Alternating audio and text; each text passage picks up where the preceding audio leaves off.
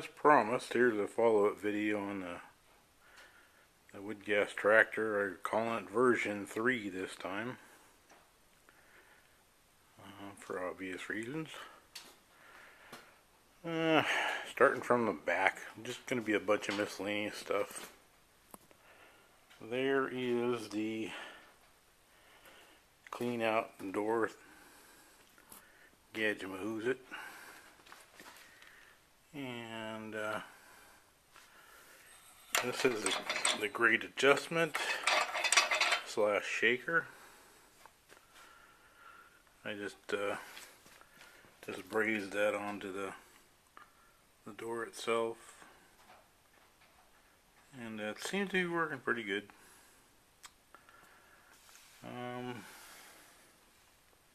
Yeah, no complaints with that. The door or the seal, it's plenty robust. It's not a leaker or none of that silliness. I got a check valve here.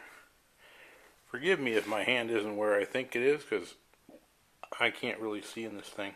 Okay, there it is. Okay, check valve.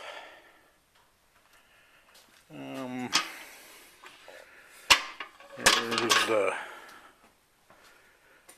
new lid made from a salad bowl. I'm just about ready to start calling this thing the salad bowl too, just for chuckles. I figured out that I had to put a lid, or like a lip inside here, to stop the condensate from hitting here and flowing down. So that hopefully will work.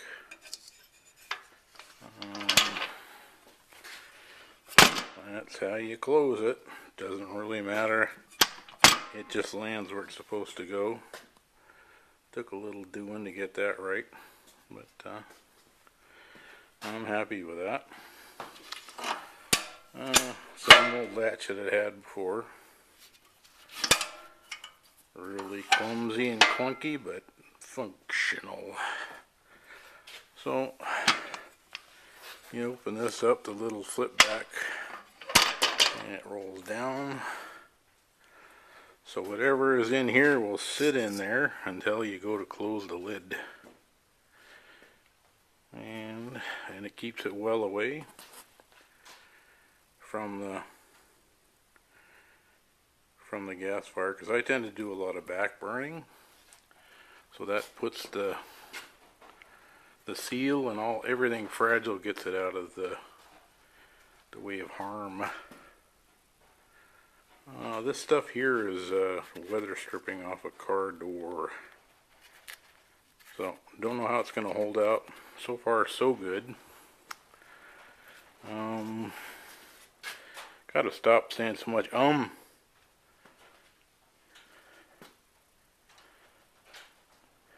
So lots of stuff's got changed. I'm not sure which way to go around here. I think I'll go around this side. Stuff that hasn't changed is this loopity gadget. Cyclone and the clean out are the same.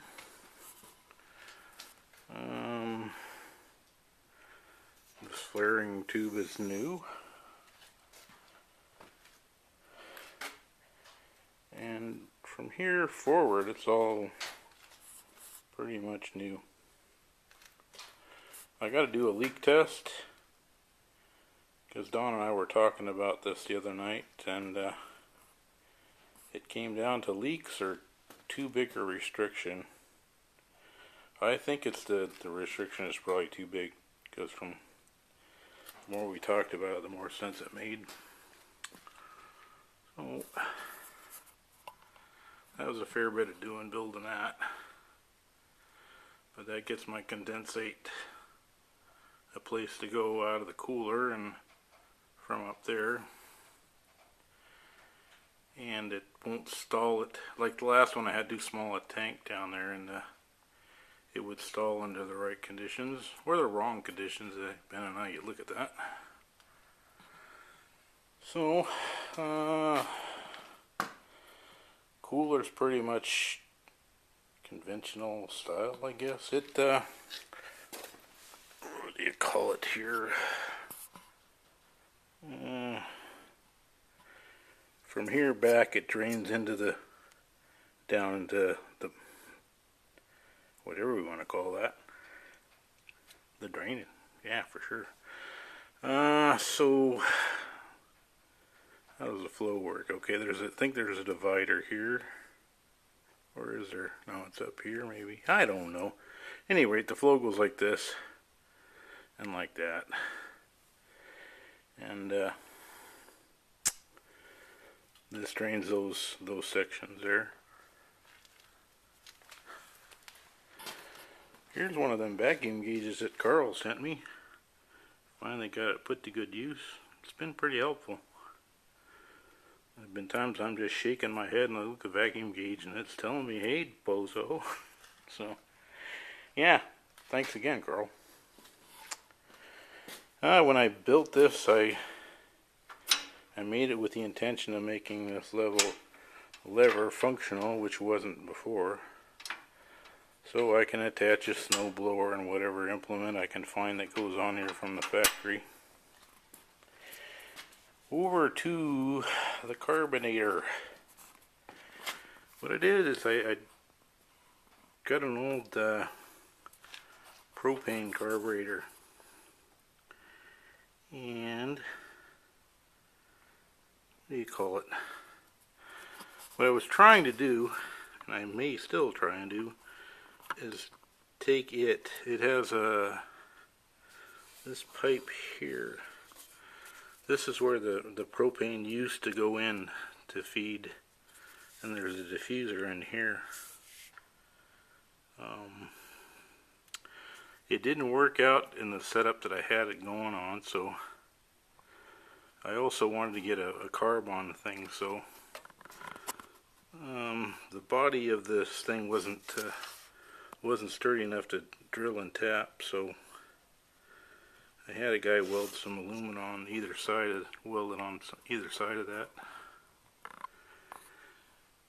And I grabbed an old little carb off an old generator. Actually, it was brand new. I guess they must have run it really hard, you know, because it died right away because that carb was new on the inside. Got a valve there so I can just bypass it, shut it off.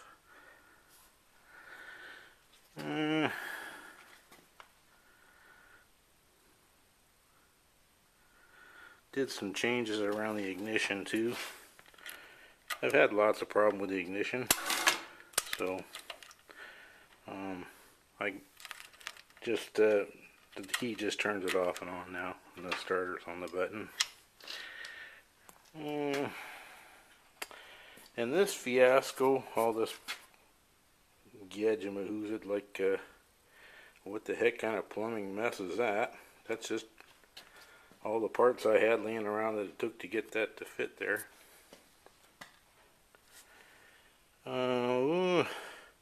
This is by no means the way it's going to be. This is just fancy breadboard, is about what it boils down to. This won't be here for long. Eventually I'll have a tap here where I can get an external gas flow from the gas fire, and hopefully I'll take that to here. Yeah, I got the carb kit for this thing tonight, so that was way quicker than I thought it was going to be. So I'll have this done in not much time now. Oh, back to where it was at. So there's like a tractor type filter in here. Yeah, I've got the cyclone in the back, and that I haven't taken it apart yet, so I don't know just how scary it is, but that'll be soon enough after I do the leak test. If I'm going to pull a vacuum to start it with, I attach to here, And the fan is right here. Yes, it works. I didn't want to do that the other day, so the suction side is here and the blowing side is here. So I can start it with suction or blow.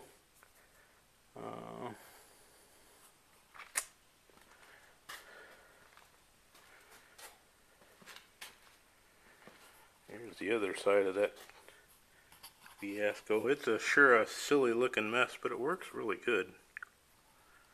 It's just an impulse kind of thing. It's not meant to do any work on that carburetor. It's just to get it to on and off the trailer or this, that, the other thing.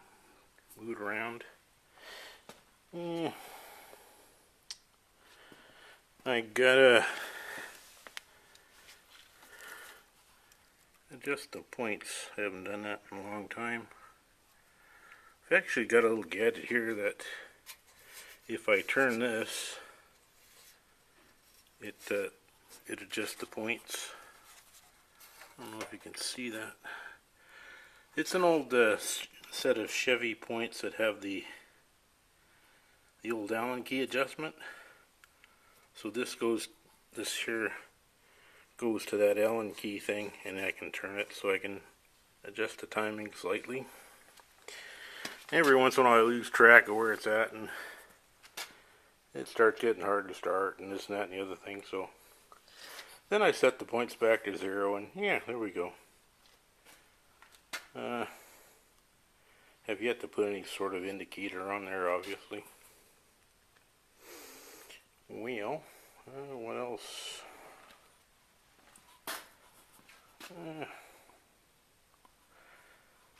I think that's about it for now. Like I was talking before, the grate. I'm going to try seeing what the actual restriction size is right now, because it's been well over a year since I had this thing apart, so I don't remember what's what. So I'll pull the wood out of the hopper. This is the wood I was using and will be using. Not bad looking stuff. But, I'd like to get a lot more. It's birch that was chunked up. It was a little bit dry when it was chunked up, so you can see it really got mashed. But yeah, good stuff. Yeah, what else, folks? Well, I think that's about it for now. I do believe.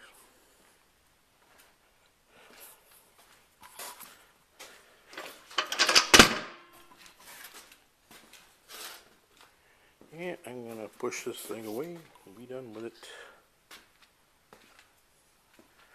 Alright, that's all.